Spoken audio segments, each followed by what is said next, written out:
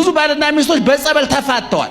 ከመላእክት ቅዱስ ገብርኤል የእግዚአብሔር ልጅ ብሎታል። ከሐዋርያት ቅዱስ ጴጥሮስ የእግዚአብሔር ልጅ ብሎታል። ሰይጣን የእግዚአብሔር ልጅ ሲለው አትለፍልፍ፣ አትቀባጥር፣ ውጣ ነው ያለው። ከዚህ በፊት ተናግሬዋለሁ።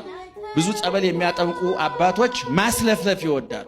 ሰይጣን ደግሞ መለፍለፍ ውሸታም። ብዙ ባልና ሚስቶች በጸበል ተፋተዋል። ባልሽ መድኃኒት አድርጎብሻል፣ ጎረቤቶችሽ አይተኙልሽም። እነሱ እኮ ለጥ ብለው ነው እኮ የሚያድሩት። ይገርማችኋል። እነሱ ለጥ ብለው ነው የሚያድሩት ለራሳቸው እንቅልፋቸውን እየጠጡ። ጎረቤትሽ አይተኛልሽም፣ ጓደኛሽ አተኛልሽም፣ መስሪያ ቤት ያሰሩባል። እነሱ ያስራቸውን እየሰሩ ነው እነሱ። በዛ ውስጥ ላይ ደግሞ ቢያሰሩስ አንተ ምን አገባህ?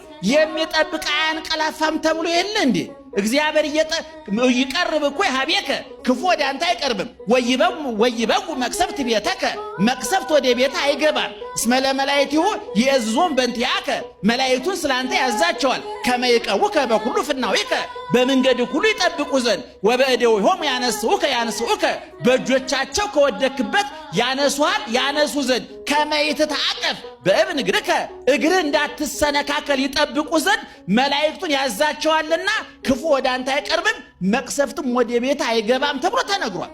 ስለዚህ እነንትና ባይተኙ ቢያሴሩ ቢያወሩ ቢስቁ ቢሳለቁ አንተ ምን አገባ? ስለዚህ እኔ እንደው የሚያጠምቁ ሰዎች ብዙ ጊዜ ጠቁም ያለሁኝ እኔ ሰይጣን ሲለፈልፍ ናውጣ ነው እንጂ የሚባለው እስኪ ዝርዝሩ ንገረኛ ይባል ነውር ነው። ሰይጣን ዝርዝሩ ብዙ ነው። ብዙ ትዳር አፋቷል፣ ብዙ ጎረቤት አጣልቷል፣ ብዙ ጓደኛ አለያይቷል። ብዙ እነዚህ ጀም በየሰፈሩ አሉ እና በየሰፈሩ ያሉ እንደው ሟርተኞች መተተኞች በቤተ ክርስቲያንም የተቀመጡ ሰዎች አሉ በየሰፈሩ።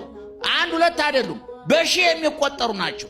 ኑሯቸውን የሚደጉሙ ነፍሳቸው የተራቆተች ኪሳቸው የሞላ ነፍሳቸው የጎደለች ሆዳቸው የጠገበ አይምሯቸው የተራበ ሰውነታቸው የለበሰ ህሊናቸው የተራቆተ ነገን የማያስቡ እግዚአብሔር ይፈርድብናል ብለው ህሊናቸው የማያዳምጡ በየሰፈሩ አሉ።